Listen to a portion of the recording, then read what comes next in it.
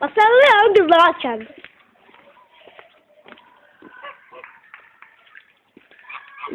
Masallı ölçemlerinden bölüğüne ikinci evde olan kızlar açandı. Buranın sakinler yayda pomidor çeşit dolanırlar. Birinci evde masallının Erşivan kendi, ikinci evde ise kızlarıydı.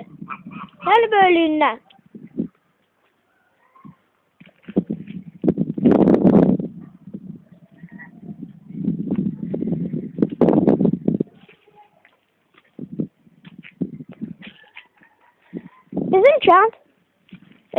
Bizim kent qoyğu, yani Qızılağa kəndinin qoyğu çox böyükdür. Qızılağa kəndinin anlamı. Qasallıya özü cənub arasında yaşayır.